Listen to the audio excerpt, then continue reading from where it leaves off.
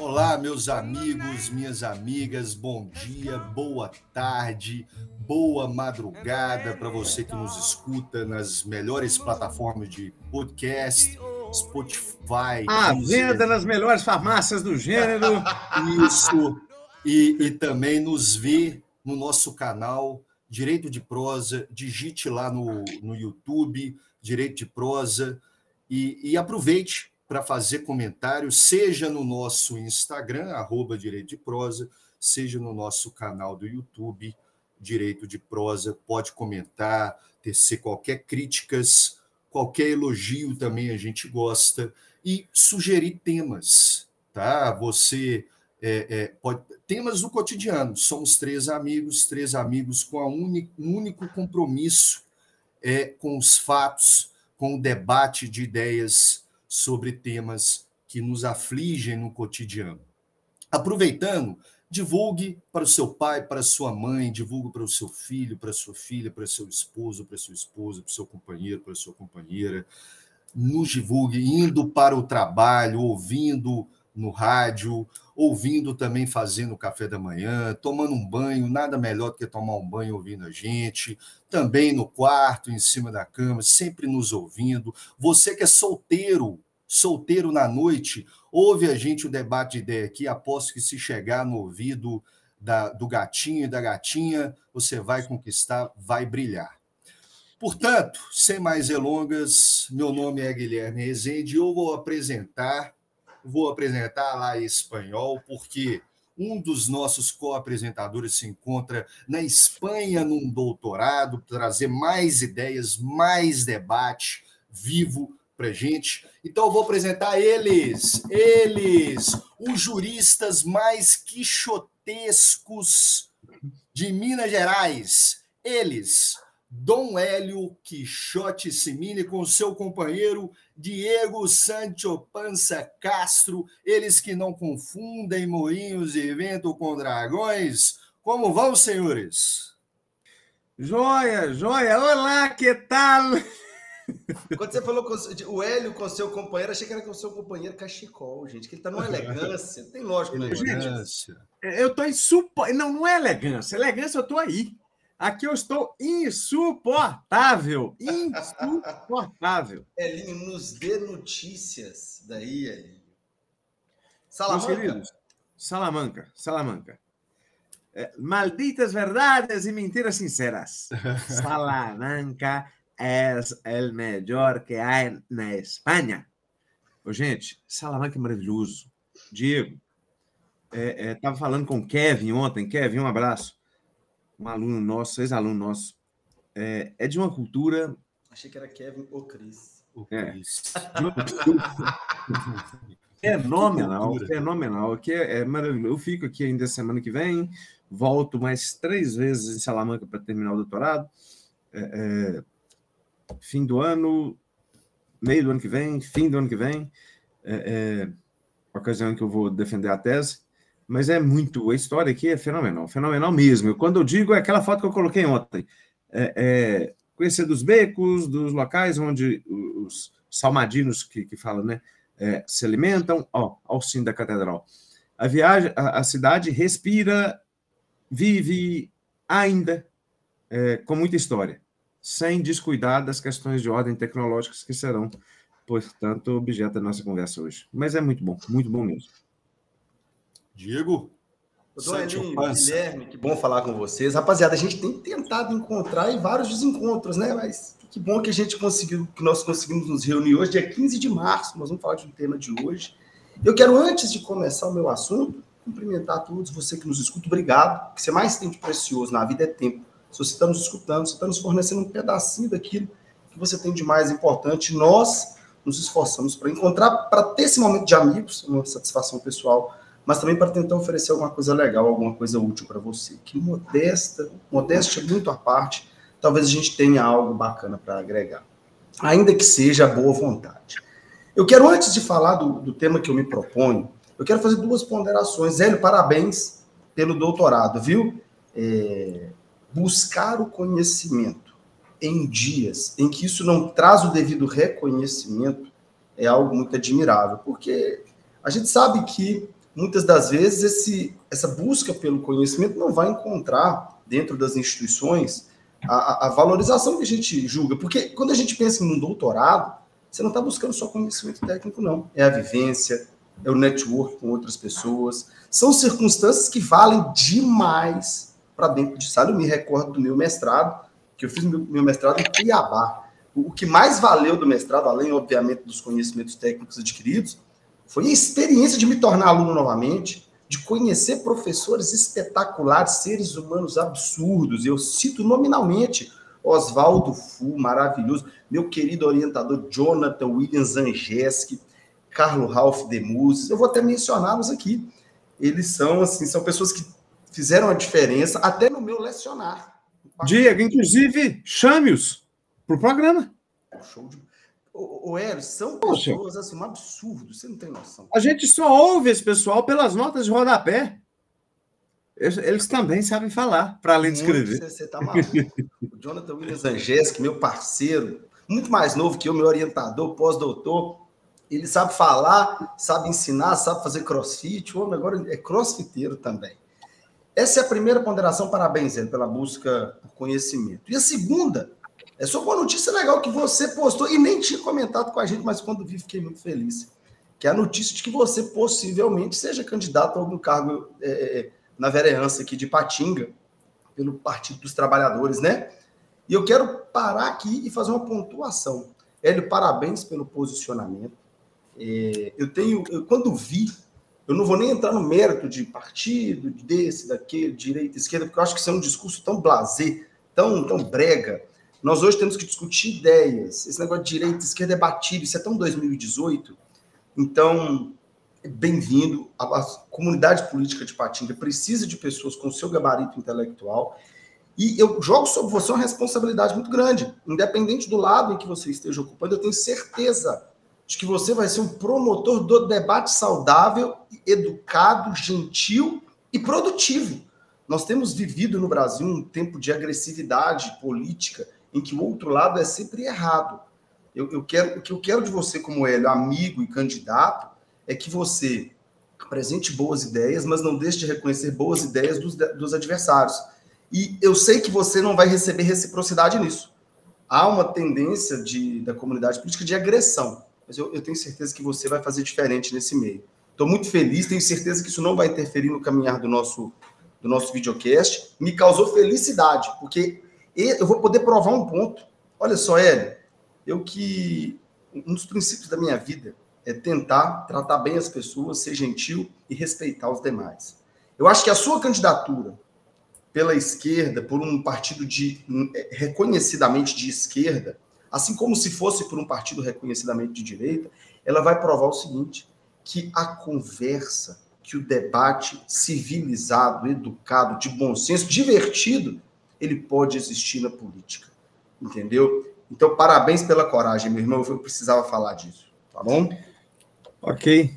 Só reiterar, voto com o relator, eu não tive nenhuma dúvida, questionamento de se o Hélio, o posicionamento seria interferir aqui no nosso programa, não passou nenhuma vez em um segundo pela cabeça ficar sem a contribuição do Hélio, que vem só engrandecer, inclusive com os estudos dele em Salamanca, para trazer para o Brasil. Eu tenho certeza que o Hélio lugar, a intenção dele é melhorar a comunidade dele aqui. E boa sorte na sua luta. Precisa coragem, né? O que o Guimarães Rosa fala, coragem. Meus queridos. Cargo eletivo, porque eu gosto muito de sossego, sabe? Eu gosto muito de pegar meu celular e ter só mensagem de amigo, família e cliente. Então... De cliente, às vezes. O político ele tem que ter um movimento social muito intenso. O Diego, e você falou uma questão interessante. Eu não nasci para o sossego, embora... Você é o caos em pessoa, mano. Eu tenho um prazer absurdo no respeito. Ontem à noite eu recebi uma ligação de vídeo. aí era por volta de 10, aqui por volta de 3 da manhã, do Matheus Braga. Parabéns, olha só, o Matheus Braga, que é uma pessoa que eu tenho em muita alta conta, parabenizando, conversando, e do contrário, a gente não serve para ser política. E eu não vou mais me delongar para além dos agradecimentos. Você é um menino que tem um posicionamento à direita para caramba. Totalmente diverso em termos de posicionamento. Mas não digo que tem posicionamento diverso. A política tem um lado só. A política exemplo, a Tia de Patinga ela tem um lado, é pró Ipatinga. É procurar o bem da comunidade. E nós temos que sentar e conversar, embora com as ideias diferentes em termos partidários. Mas as minhas ideias políticas, eu acho que a gente pode até encerrar o assunto por aqui, de fato, de maneira alguma, vai interferir nas nossas aulas, vai interferir no nosso programa, vai interferir no nosso escritório, vai interferir, não que sejamos dois corpos, mas a gente tem que saber exatamente, não é nem diferenciar, a gente tem que saber conviver com as ideias contrárias. E quando a gente fala conviver com as ideias contrárias, quer conversar? Vamos conversar, Guilherme. Não quer conversar? Não precisamos conversar. Porque a conversa ela só existe na medida que a gente afasta qualquer possibilidade de ofensa. Não há conversa política que tenha possibilidade de ofender o outro. E assim eu pretendo fazê-lo. E com firmeza. O fato de não ofender o outro não significa que a gente deve ser subserviente na política. Mas é assim que vamos conduzir nossas questões. Vamos que vamos. Vamos começar agora, galera? Vamos! Estamos no dia 15. Começa o meu tema agora. Sandy, pode fazer o corte. Estamos no dia 15 de março de 2024, sexta-feira, e hoje é Dia do Consumidor.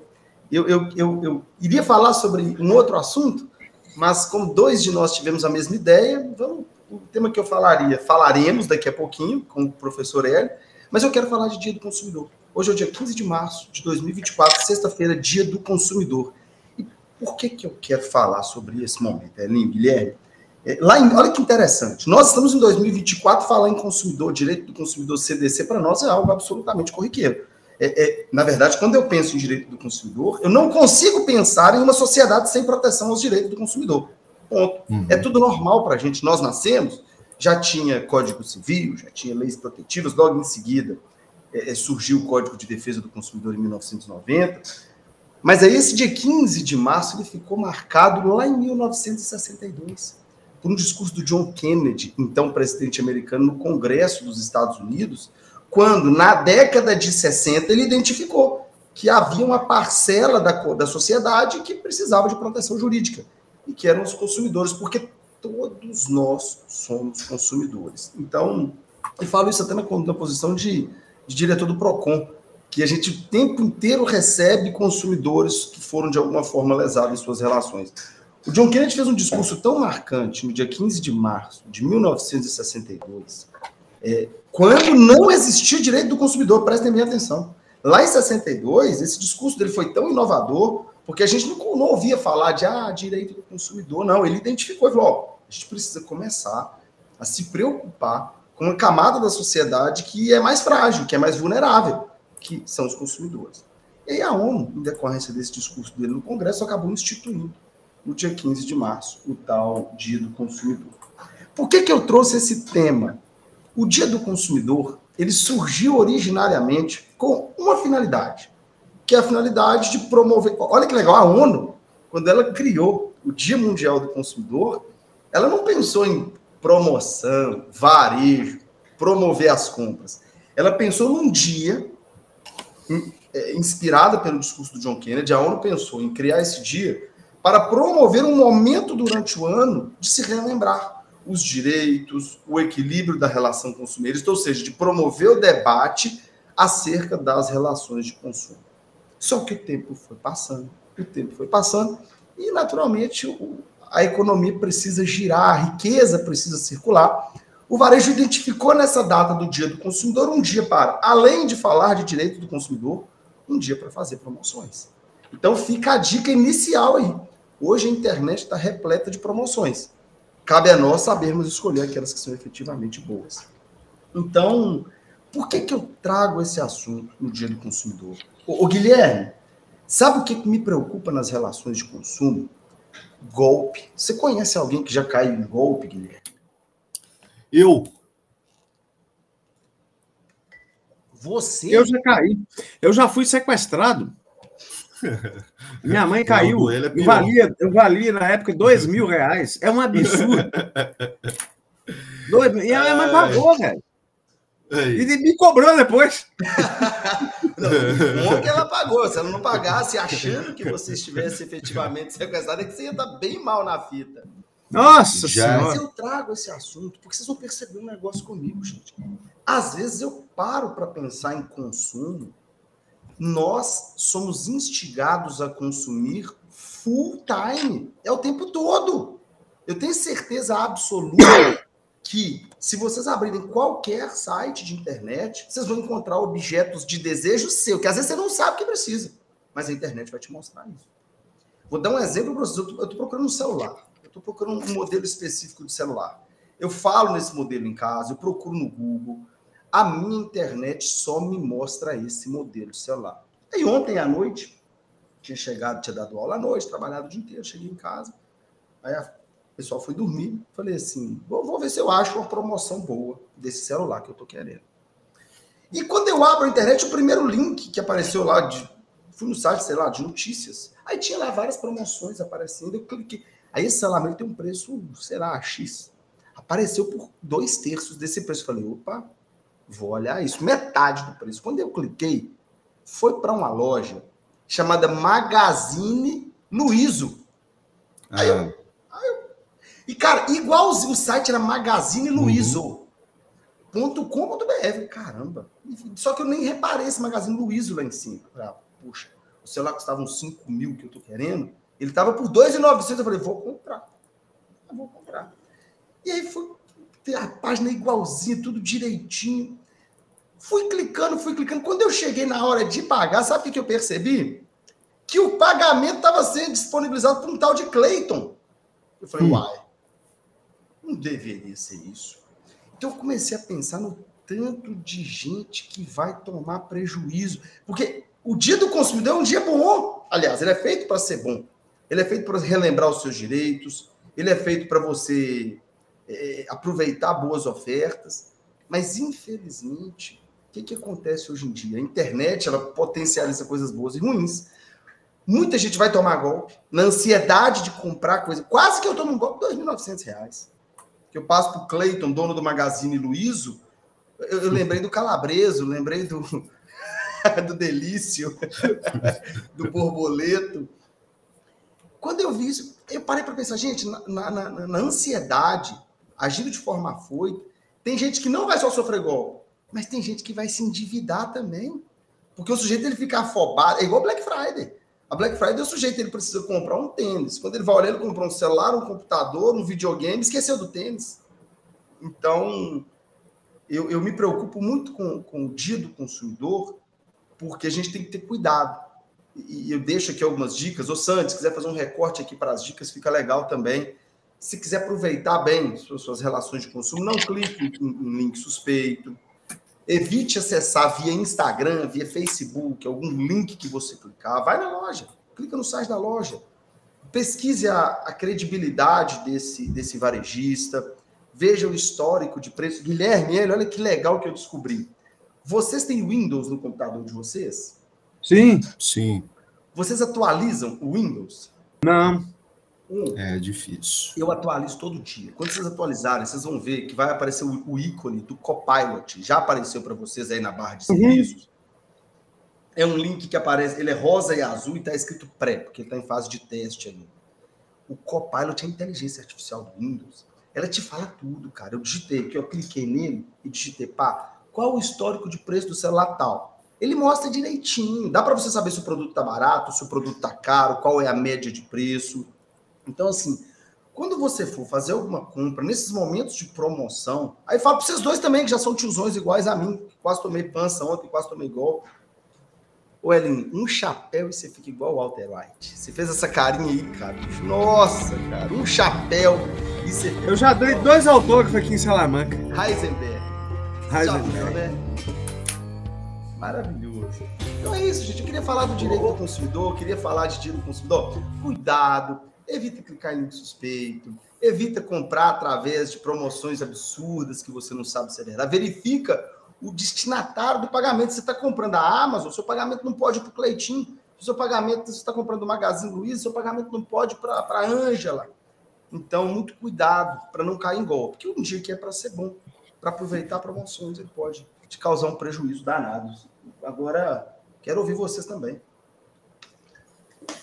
Então, eu fico preocupado, Diego, e hoje, e você datou bem, 15 de março,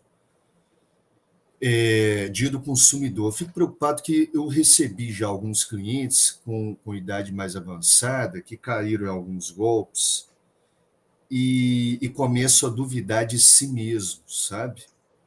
Isso é muito... Eu até falo da minha experiência, já caí, outros já caíram, não tem idade, mas há um efeito colateral nessas pessoas mais vulneráveis que começam a duvidar de si mesmo e assim, nesse meio é muito cruel. O Hélio vai falar sobre digital, que tem a ver isso, né? Clickbait, né? Phishing, vishing, tem várias estratégias para enganar. Pois bem, eu gosto do direito do consumidor, primeiro que é uma questão constitucional, e as pessoas esquecem que na Constituição fala do consumidor, mas fala da boa-fé, fala de livre iniciativa. Eu vou usar um exemplo da nossa cidade, até para falar para o diretor do PROCON, para o Ministério Público, colocar a boca no trombone, porque o melhor time de Minas Gerais veio jogar no interior. O Galo, deixa eu ver aqui que dia. Não é esse. Você errou, perdeu. O Galo e aí veio jogar, venderam todos os ingressos, claro, vendeu todos os ingressos. Aqui é uma cidade muito cruzeirense, se eu confesso. Só que é o seguinte, pessoas comprando, e eu fiquei sabendo, lojas, comércio, etc., comprando 100 ingressos, um CPF, parte.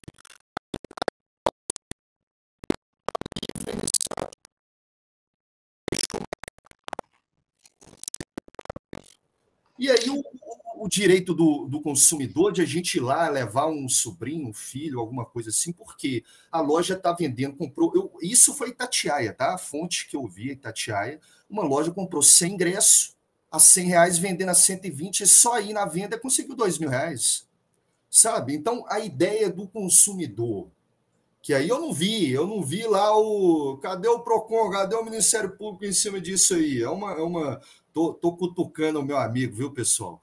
Mas assim, é necessário falar isso, porque a gente fala do direito do consumidor como agente do lado de cá consumindo e quer que a livre iniciativa não tenha um regulamento, sabe? Deixa o mercado seguir com a mão invisível dele. A mão invisível vai deixar a gente de fora. De fora não tem jeito. Um outro exemplo jurisprudencial que me lembrei agora. Um consumidor entrou num site de viagem, o Hélio, agora que está na Europa, sabe o valor de uma passagem. Aí ocorreu um bug lá no sistema, comprou passagem para a Europa R$200, R$300. Eu não me lembro qual que é o site, mas no dia seguinte o site cancelou. O que esse consumidor fez? Uma ação que também tem a o Código do Consumidor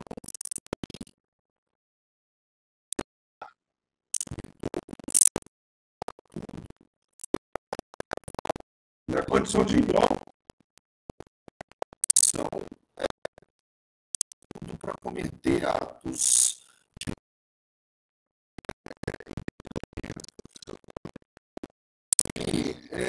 o direito do consumidor é um avanço histórico, o Diego posicionou bem, mas o pessoal assim, tem vários detalhes que a gente precisa se atentar. seguindo a Constituição, essa ordem econômica, o direito do consumidor, um direito concorrencial, inclusive. Todos os entes podem trabalhar com legislação em cima disso. Então, é um tema para mais de metro para tratar. Ô Gui, adorei você ter falado do jogo, porque, assim, tem coisas que ficam extremamente difíceis de fiscalizar. Nós nos preocupamos muito com o cumprimento da cota de meia entrada. Até a sua infraestrutura, né, Diego? Às vezes é difícil também. Não é nem por isso. O que acontece? Não. Tem coisa que é difícil fiscalizar, bicho. Nós conseguimos fiscalizar a venda de meia entrada. Era o que a gente precisava garantir nesse momento, porque é onde existe o maior número de descumprimento ao direito do consumidor. É o fornecedor que não oferece o número. Aí fizemos o intermédio com a federação, foi respeitado a cota de meia entrada, perfeito. Só que aí, ninguém sabe como, consegue comprar 100, 200 ingressos, não há limitação por CPF, é um negócio terrível. Então, mas é uma circunstância que foi objeto de conversa, até com o MP estadual, mas a dificuldade é, fiscalizar isso é um negócio difícil demais. Nossa! Para não dizer uma tarefa hercúlea, mas obrigado, velho, gostei demais, é isso aí. Não, e assim, o pessoal fala que não tem que ter regulação. Não tem que ter regulação. Eu não falo nem só com relação ao consumidor, não, mas se não tiver regulação, vira o caos isso. Inclusive, nós vamos falar de regulação hoje na inteligência artificial, né, Elinho? Bom, acho que de direito do consumidor está tranquilo, já falamos quase 25 minutos de direito do consumidor, eu me dou por satisfeito. Quem quer ser o próximo? Quem quer ser um milionário? R$2 é uma nova ideia. R$2 é uma ideia surpresa. Ele não me vem com OnlyFans pro meu lado, não, que eu não vou querer, não, tá? Rapaz, ontem à noite uns árabes me ligaram. Pessoal, quando a gente fala em relação à inteligência artificial... Vocês não estão acreditando que os árabes me ligaram? Você não sabe que frase que veio na minha cabeça aqui agora. Perna semiflexionada. Você vai lembrar na hora. Nossa Senhora! Igual um calango com hernia de disco lá, rapaz, assim, ó. Você já viu? É que a posição do balé, assim, fala que tem, assim, ó. Nossa! Os nossos televidentes vão ficar perdidos nessa aí. Depois vão saber. Cara, agora tá contigo, Elinho, é nóis. Eu tenho... Quem devia ficar aqui, e fica a ideia do convite, para falar de inteligência artificial,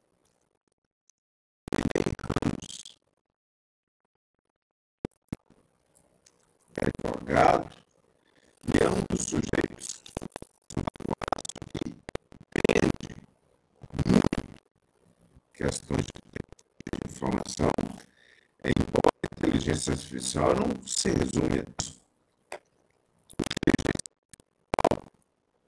No nosso tempo,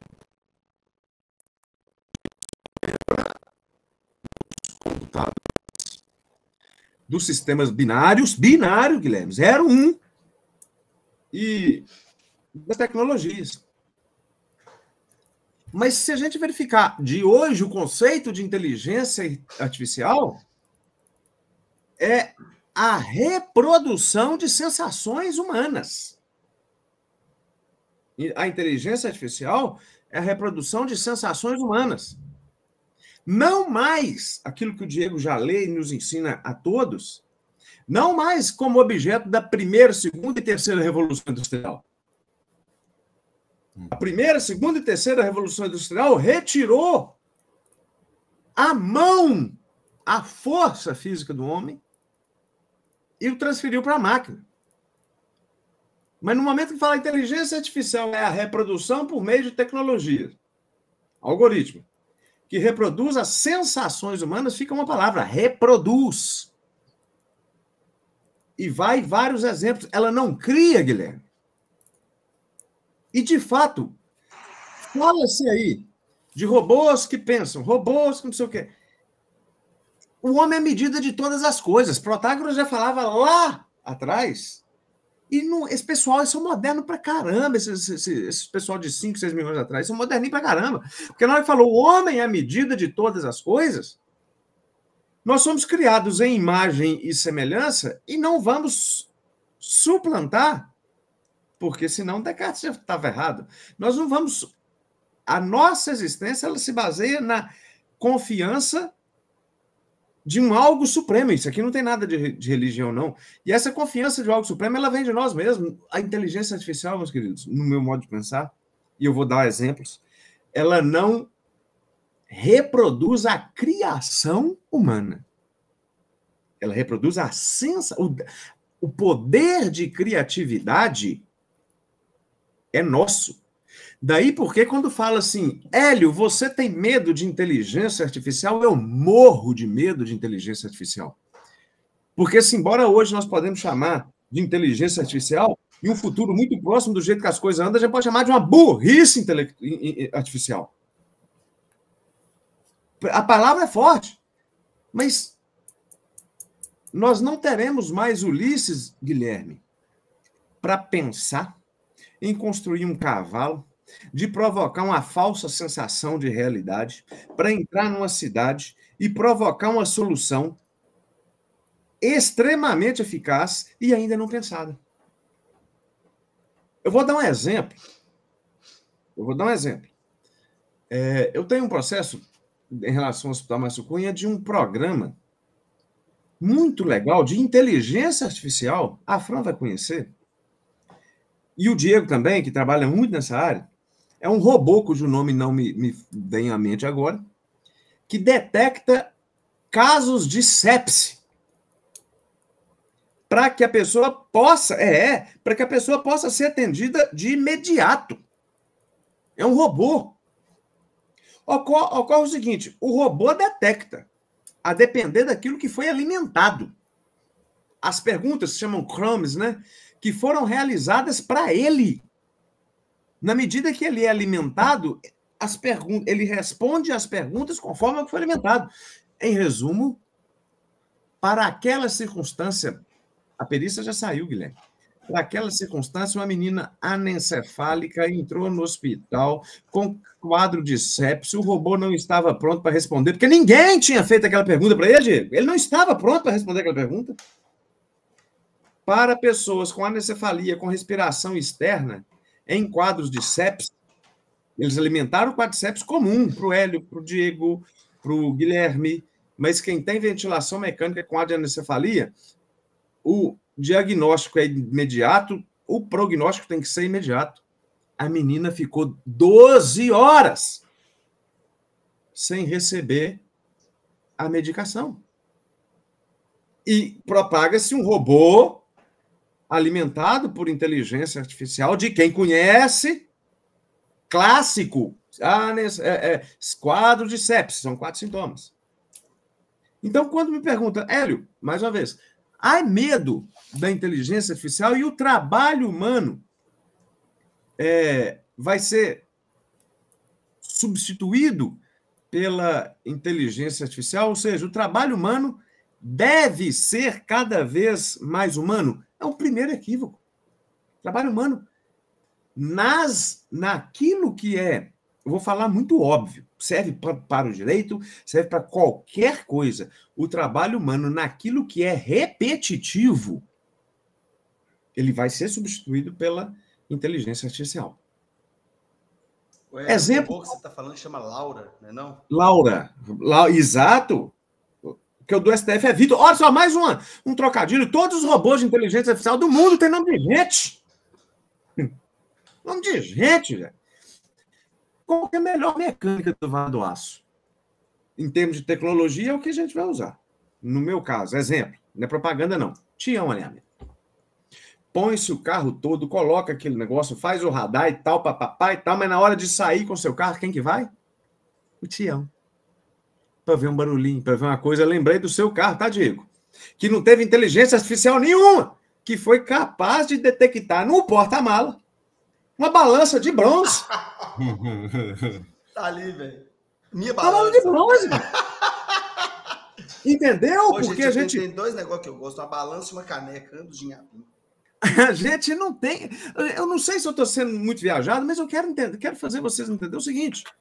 Saiu aquilo que depende da criatividade.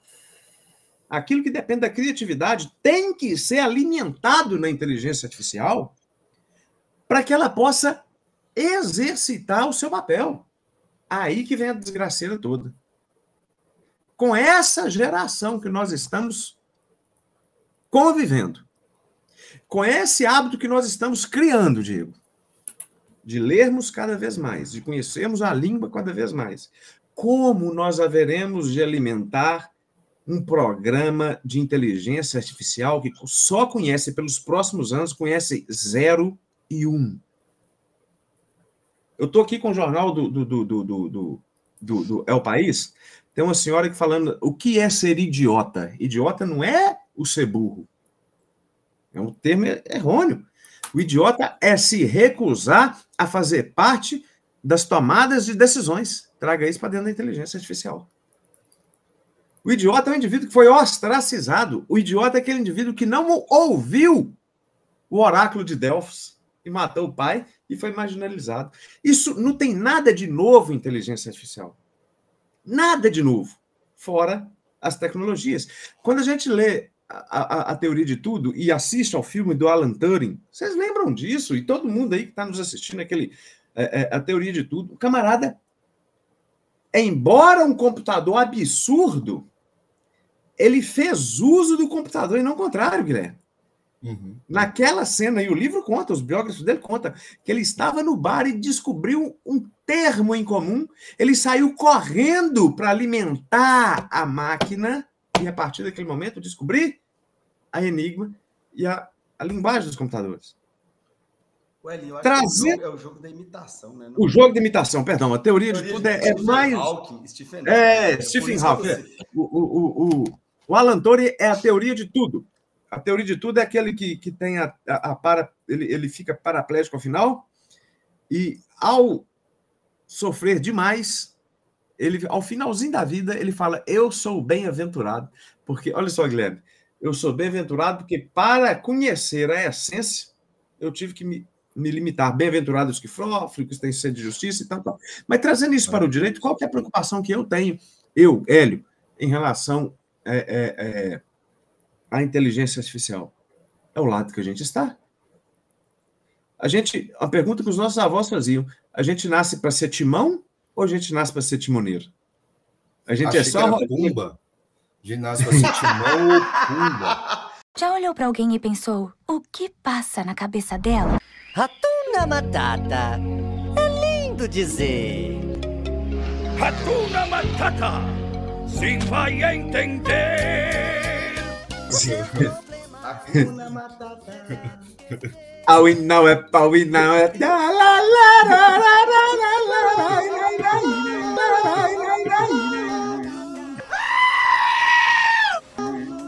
Você vai dar um corte bom.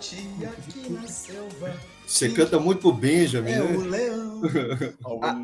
Quando levanta... Faz o leão aí, você sabe, Diego? Oi? Ajuda!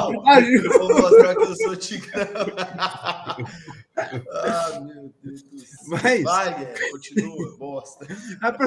É possível continuar?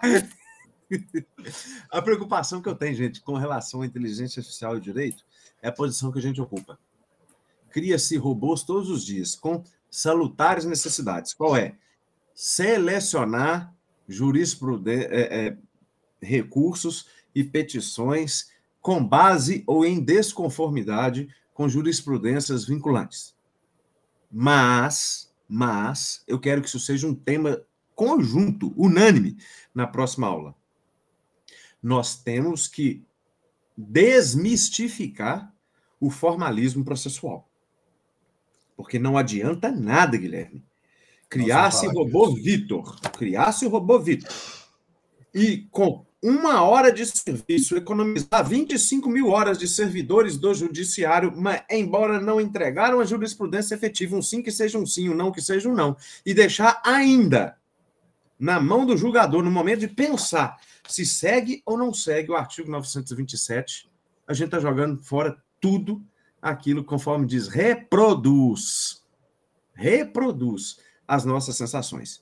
A lei está pronta, a tecnologia está pronta, resta a gente saber, temos ou não temos condições de participar das alimentações das assembleias, dos fóruns de processualistas, Você sabe quando fala fórum de processualista para criar os enunciados, menos de 2%, CNJ, tá, menos de 2% deles são criados por advogados? 2%. A verdade é que nós não participamos, e eu não estou falando que não dão atenção, não. Nós não participamos, muitas vezes, por inconsequência e imediatismo, daquilo que vai reverberar no nosso trabalho. E a gente fica preocupado se é Cíntia não sei o que vai dar palestra porque não representa os advogados, não sei o que não representa os advogados, não sei o que não representa os advogados. O que não me representa é o meu silêncio, Guilherme. Inclusive para fazer participação naqueles fóruns para virar as súmulas que vão alimentar a inteligência artificial. Então, você tem medo da inteligência artificial? Tem, na medida que nós não participamos dela, na medida que nós não nos preparamos para nos tornarmos agentes de produção de conhecimento e não só de seguidor de conhecimento. Porque o solipsismo experiência aqui de Salamanca, os defeitos são os mesmos. A jurisprudência vai ser criada, a deontologia, o dever de seguir jurisprudência vinculante em nome de objetivo maior vai ser criado, mas no momento que vem a inteligência artificial, nos falta capacidade de alimentar, capacidade, inclusive, de raciocínio, não tem jeito, não. Mangabeira Unger é aquele economista que é extremamente inteligente, junto com a professora Conceição Tavares, ela fala assim, o brasileiro está perdendo o senso de grandeza, e já entrando dentro daquilo que o Diego falou. Ele está virando a cada vez mais consumidor. Porque quando eu confundo a minha identidade, quando uma loja pede para valer como identidade meu cartão de crédito, onde está meu CPF, eu sou um consumidor. Eu não sou um cidadão, Diego. Uhum. Ontem eu fui comprar um chip, um cacete, um chip de troço aqui. A minha carteira de habilitação ela não valeu. Mas o meu cartãozinho verde do Wise, que eu fiz há 10 minutos, que ninguém conhece quem que é o Hélio pelo Wise, valeu. Porque pelo número do cartão. Eu não sou um cidadão. Eu sou um consumidor. Mangabeirão, cara. Eu sou um número consumidor. Porque quanto mais consumidor eu sou, mais inserido é o preço de valia e o preço de desejo. Mais inserido eu estou em uma sociedade extremamente fugaz, extremamente efêmera. E com relação à inteligência artificial, ontem me perguntaram, Hélio, dica aos novos advogados. Vocês que me perdoem se vocês não concordam. É mais informativo e menos coach. Dicas de sucesso do advogado. Perdão, faz um recorte aí. Advogado especialista em direito tributário. Eu fiz questão uma vez de olhar, não tem 2 processos tributários, cacete. Nossa. Não tem 2 processos. Um grande escritório. O grande escritório é o meu. A Beth Soares uma vez já falava. Grande escritório é o meu, com a minha mesinha, o meu computador. E o meu sucesso de cliente que eu tenho. Aí pergunta pro... Vamos fazer fica pedindo. No direito. Imersão, desculpa, tá, gente? Imersão, o cacete. Não sabe o número, tá? Do último informativo de jurisprudência do STJ. O pessoal fica pedindo petição. A ordem do Código Civil, a ordem do Código de Processo Civil, poxa. Não sabe. O pessoal fica pedindo petição modelo e esquece. Isso é ser vendilhão do... Isso é ser vendilhão do templo, velho. Vendilhão do templo. Olha as falsas sensações aí. Pelo amor de Deus. Enfim, tenho dito. Passar bem. Eu gosto de quando está indignado. Eu gosto assim de... Mas eu tenho essa característica. Quando eu estou com muita raiva, independente de onde eu estiver, eu arrumo alguma coisa para escrever. Que é na hora da raiva ou das grandes emoções que você consegue desenvolver boas ideias de forma espontânea. Hélio, Guilherme, eu quero fazer uma provocação para vocês, principalmente ao Hélio. O Hélio falou sobre o medo da inteligência artificial é direito. Primeiro ponto que o Hélio falou que eu adorei. A gente precisa marcar um encontro. Nem que seja, fica o convite. Um encontro em faculdade, uma roda, uma mesa redonda para a gente conversar sobre inteligência artificial e direito. Nós já temos conversado muito sobre tecnologia e direito. Por isso estamos aqui, inclusive, isso faz parte das nossas conversas acerca de tecnologia e direito. Mas eu vou fazer um desenvolvimento de ideias um pouco mais assustadores. Um desenvolvimento assustador. Hélio, nós gostamos muito do Harari. Você lembra? A gente fala muito dos livros do Harari, a gente fala muito do livro Homo Sapiens, Sapiens, na verdade. Falamos muito do livro Homo Deus. E ele fez Eu vou juntar algo que ele disse com algo que você disse e vou fazer uma previsão, talvez, sombria, medonha, preocupante.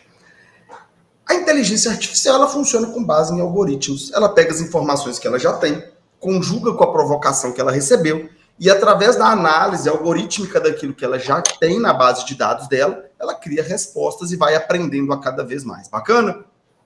Vocês já pararam para pensar que nós, seres humanos, também somos algoritmos e funcionamos e tomamos decisões a partir de algoritmos neurológicos, neurais internos? Nós pegamos as informações que nós já temos, as sensações que nós já experimentamos e tomamos decisões em cada circunstância. Cada palavra que eu estou dizendo aqui, eu estou fundamentando, são algoritmos neurais produzindo essas palavras com base em toda a minha vivência. Crítica da razão pura. Aí eu chego no conhecimento das 24 etapas e nunca ninguém contestou isso, Guilherme. Eu experimento, é o fruto dos meus sentidos.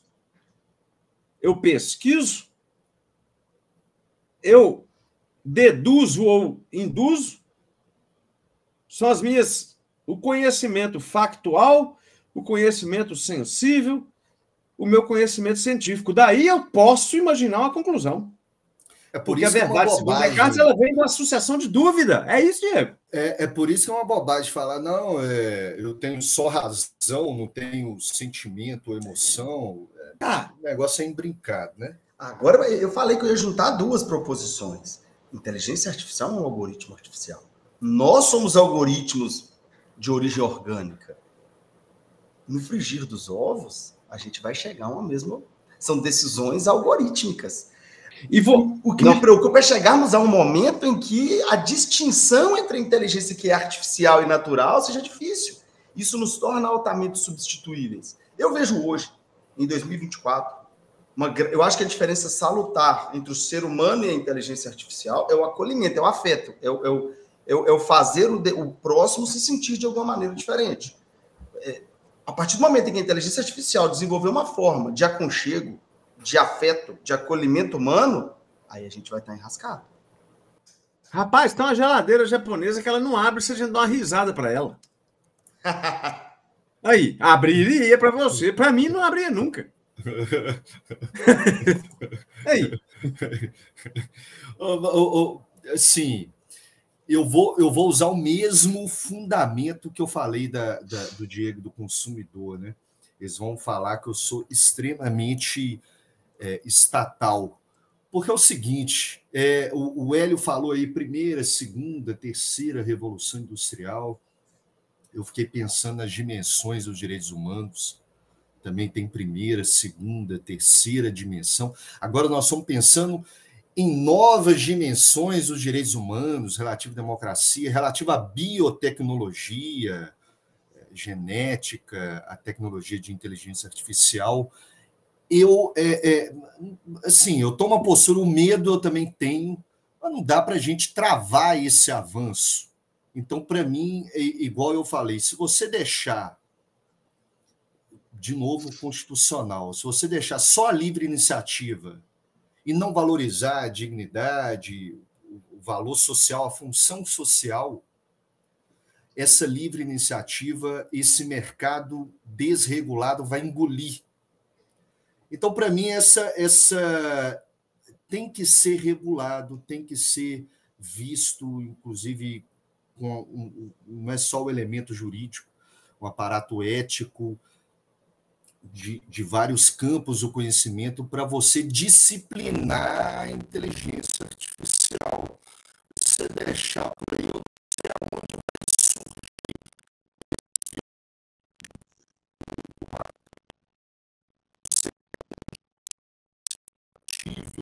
Eu me lembro que a Coreia do Sul, o Estado teve que intervir para incentivar as pessoas a sair do latim, porque os jovens não estão relacionando, eles estão preferindo o videogame e a inteligência artificial, a convivência, a preocupação. Porque o jovem não sai dali. Aí eu lembrei de um caso aqui do cara que morreu porque vendo, morreu Nem sabe.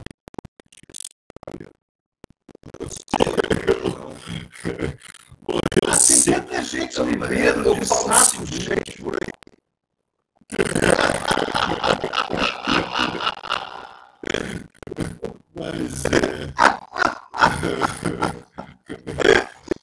Mas olha, eu falo, a gente começa, são vícios. A gente fala de estar discutindo sobre a droga lícita para ver com relação aos jovens. Nossa, está surgindo, a gente tem que ver esse tipo. Passam em média 6 a 7 horas por dia em frente ao celular. Isso é grotesco. Isso é um tempo milímetros, seja de Enem, de concurso, E o medo que eu tenho da inteligência artificial? Sabe, o problema é que muitas das vezes, e aí a gente tem que fazer uma meia-culpa, é um negócio que a gente precisa trabalhar. A gente está numa fase humana, isso é um mantra meu. A gente está num momento histórico de adaptação com as técnicas. Que eu não sei se vai dar tempo da gente se adaptar constantemente. Mas eu te faço uma pergunta e para o Guilherme também. A gente não é questão de se adaptar. Não é isso.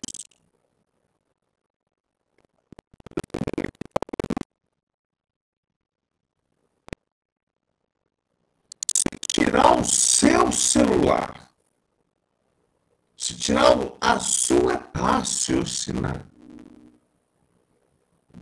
Pensar. não, sim, instrumento. Você produz isso. Você foi Agora, se tirar aquela pessoa que só faz o celular para buscar essa pessoa é demais para pensar. Exato. Porque eu não tenho medo da inteligência artificial. Você já pararam para pensar quando O Brasil é um dos aí. Conhecimento e capacidade para ingressar em programas intuitivos do governo é um dos piores. Tem uma coisa que significa que nós não estamos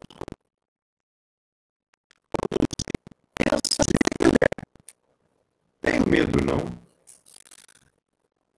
Não, eu já me peguei tentando pensar sobre algo, mas na hora que eu vi, eu estou vendo outra coisa e não pensei sobre o que eu tinha lido.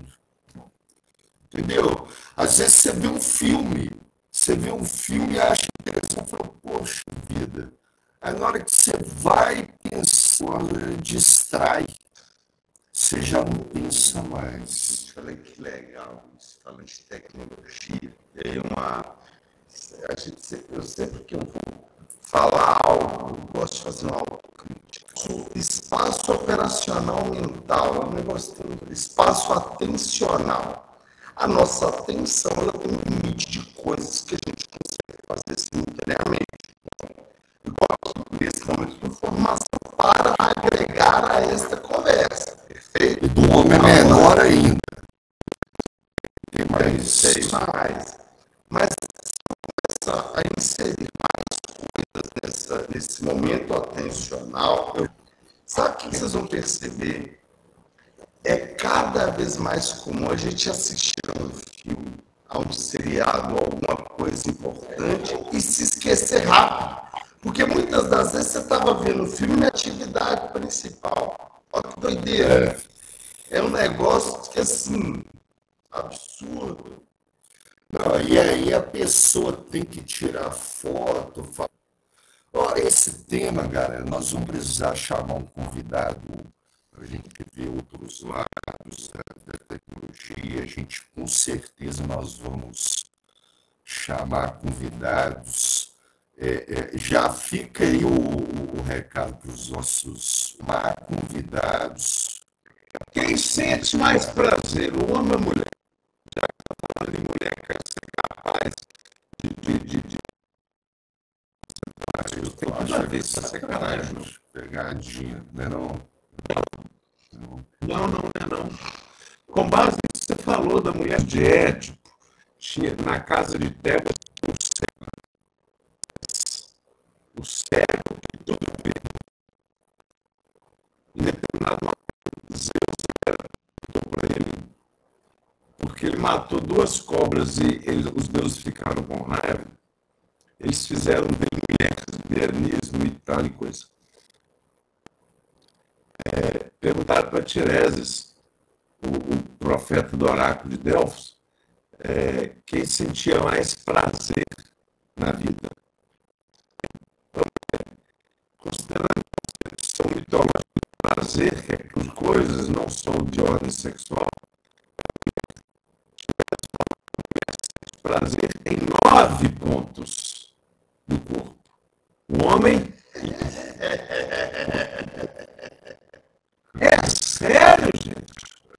Vou mandar para vocês um meme, não posso mandar esse meme. Vou mandar no nosso grupo.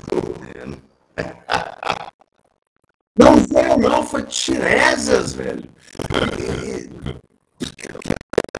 Processa ele, como diz a Camila. Já mandou. Sensacional esse meme. Tá. Mas a diretora Sandy pede para a gente prosseguir. Hoje tem sorteio. Ah, beleza. Não, nós vamos falar esse recado no final. Sorteio. Acho que ele tá aqui, inclusive, tá ali. Não, nós vamos falar isso no final. Você conhece o tema, Guissa. Você conhece o sorteio, né, Diego? Mas eu vou falar meu tema. Guissa, canguiça.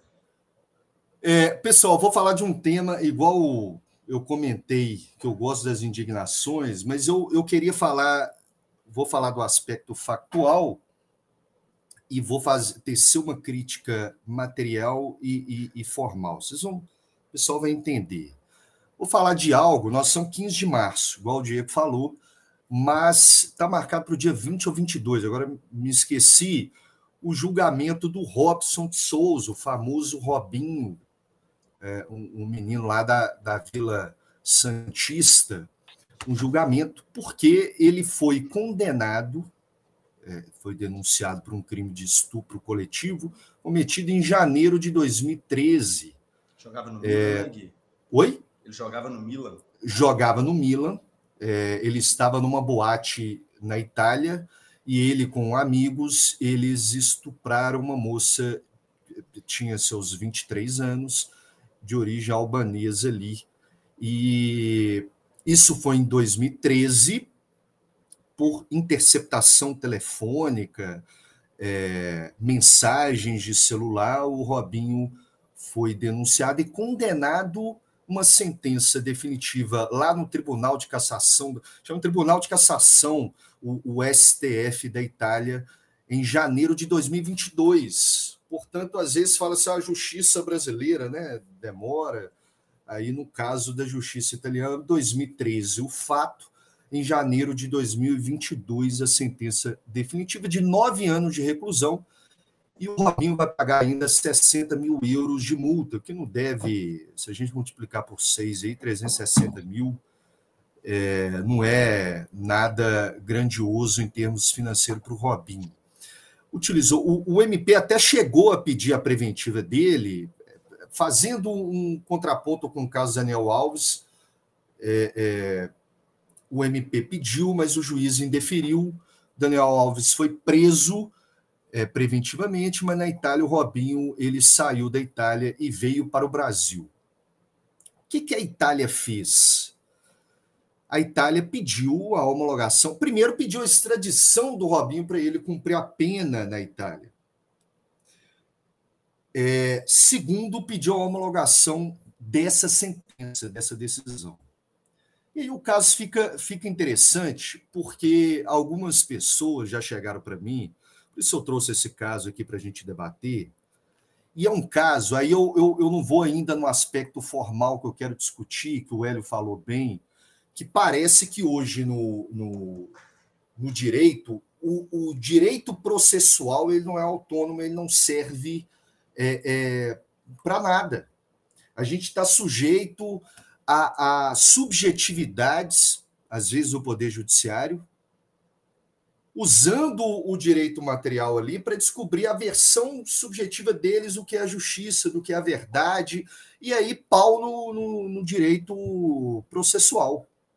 O direito processual não serve, ele é um instrumento, ele não é nem autônomo, mas ele é um instrumento para a justiça pessoal, como se a moralidade, a gente tem o artigo 37 lá da Constituição que fala em moralidade, mas como se fosse uma moralidade pessoal, uma moralidade privada, e o direito processual não sendo um direito público. E aí o pessoal falando assim, ó, tem que ser extraditado, deixa, é mais um criminoso, manda para a Itália. Mas a gente tem uma decisão não, uma norma constitucional que não foi criada no governo anterior. Eu friso isso, que parece que eu estou de um governo ou é de outro, né, nesse momento. Não, a Constituição, olha, brasileiro nato não tem que extraditar. A gente resolve aqui com os nossos nacionais. Estou falando de naturalizado, não tem suas exceções, mas o nato não tem que ser extraditado. Então, Itália, não. E obedecer a sua decisão tem a soberania, que também é uma norma constitucional. Então, uma soberania nossa, não é pegar a sua decisão e colocar a goela dentro. Entendam bem, ele cometeu um estupro, ele foi condenado, ele tem que pagar pelo que ele fez mesmo. Mas existe um regramento anterior, prévio a isso. A gente não pode passar por cima e definir a bel prazer, nas circunstâncias, mudar as regras do jogo. Aí fala homologação de sentença estrangeira. Há uma discussão, e aí eu até me baseei em determinados professores, o Valério Mazzuoli, por exemplo, ele fala o seguinte, e há até visões contraditórias a ele, mas eu gosto muito do posicionamento dele. Ele fala o seguinte, olha, até a homologação, o STJ, e aí o Poder Judiciário como um poder contramajoritário, ele não tem que olhar, ele não foi eleito, até alguns países em que o juiz é eleito, a gente já viu, já sabe disso, mas aqui não, o poder contramajoritário, ele não tem que ver a opinião pública. O Lima Barreto falava, né, o Brasil ele tem público, ele não tem povo.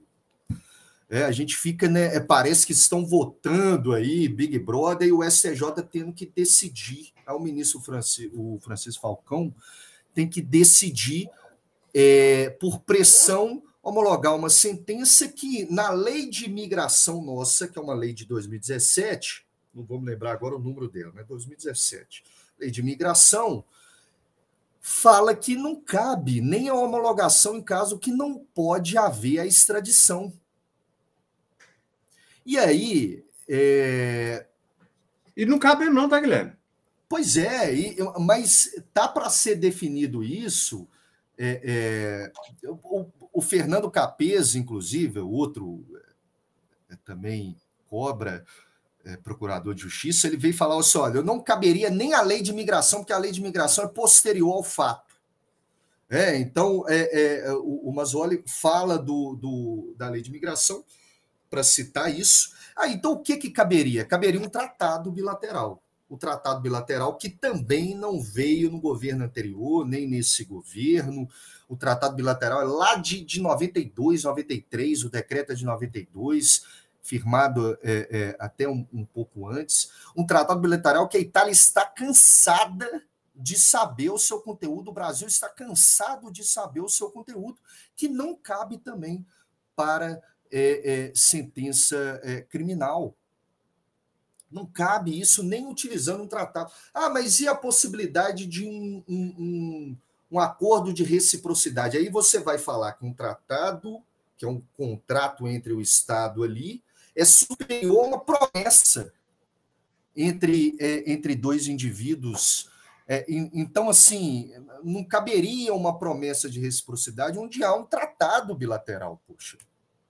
Você passa por cima do Congresso, porque houve uma autorização do Congresso desse tratado.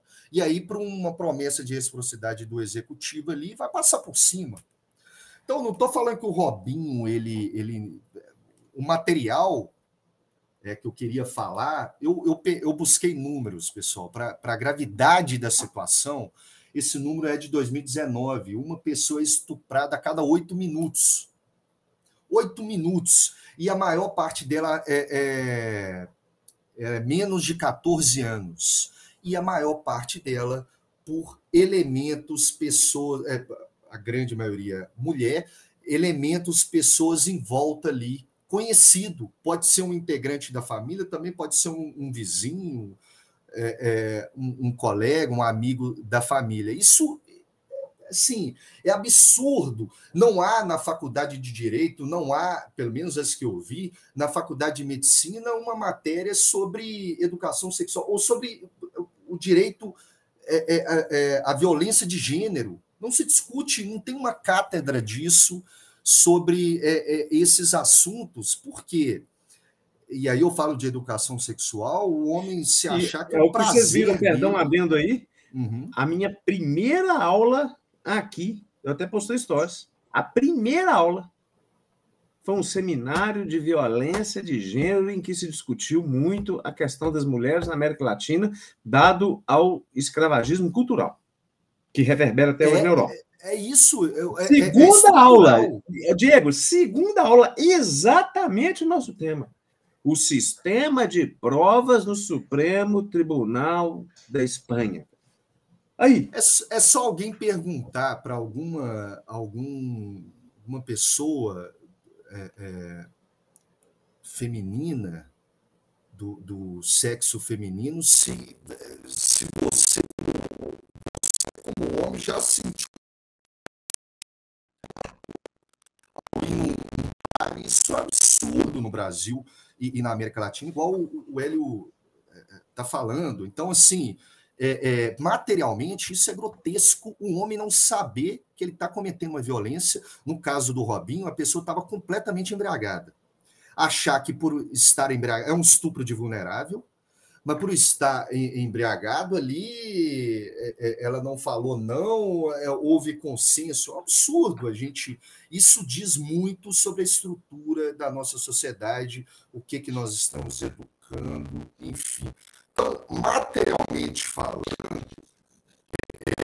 eu não tenho nenhuma espécie de defesa sobre o que o Robinho fez, mas, fazendo o contraponto, ele não pode também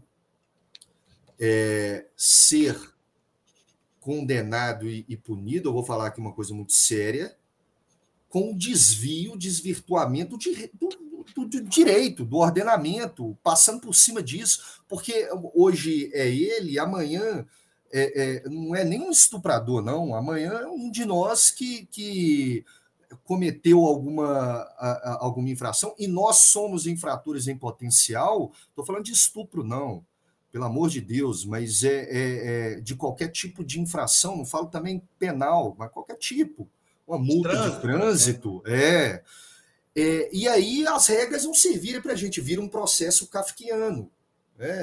Fica aí a dica do livro do Kafka, porque assim, a gente passa por cima das regras, e o STJ, pode haver recurso até o STF depois, eu não sei o que o STJ vai definir, talvez os nossos ouvintes, quando ouvirem a gente, o julgamento já tenha ocorrido, mas tudo leva a crer que pode haver homologação disso em detrimento do ordenamento processual. Isso é muito sério.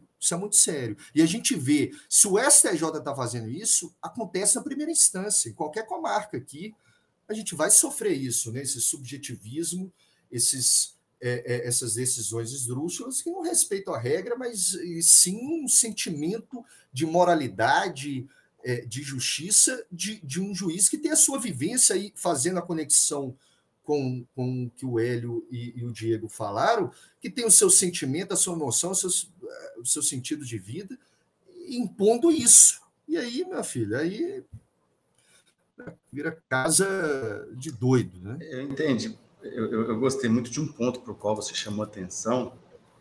Está se fazendo um esforço, até mesmo violando, violando as normas processuais brasileiras para punir o Robinho. que cometeu um ato desprezível, óbvio, ilícito e desprezível. Ô, Diego, mas por que não se dedica, a pressão popular não exerce a mesma força para que aqui dentro a gente cuide dos nossos problemas? Não, eu acho mais sério, porque assim, a Itália fez isso sabendo das regras. Por que ela fez isso? Será que achou que aqui a gente dá um jeitinho? Do mesmo jeito que a Itália faz. É típico dela.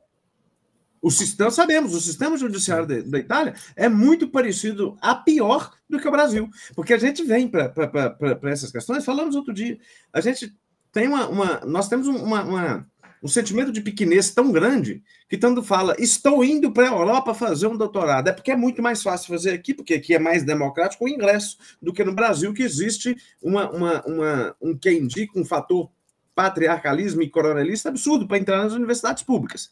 Aqui você tem um currículo, você publica, você cumpre os requisitos objetivos, você entra. Mas na hora que chega aqui, veremos que o problema são os mesmos.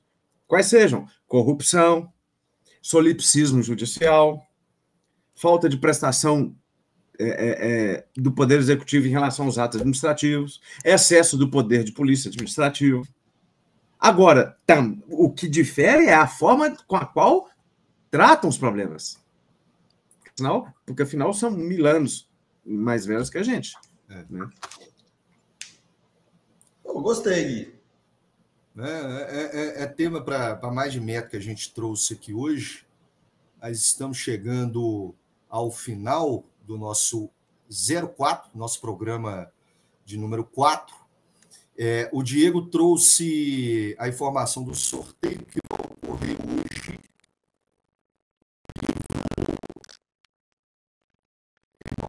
Como é que é o nome do livro, Diego? É o Animal Revolução dos Bichos. Os bichos. E aqui, eu vou propor da gente sempre fazer algum tipo de sorteio, algum tipo de... Você gosta de sorteio, né, Diego? Promover o conhecimento. Eu gosto de próximo sorteio, fala aí. Eu vou... TikTok, é uma proposta nossa. É uma proposta nossa. Eu vou dançar. Crochê, claro, tem que ser de crochê, porque ela tantas vezes. Exato, uma surra de crochê. E raiz aí. Meus amigos espanhóis, o Dom Hélio Quixote, o Diego Sancho Panza, vamos para os agradecimentos a todos vocês esse tempo. Muito obrigado. Eu vou dar um beijo na nuca de todos vocês. Um beijo na nuca.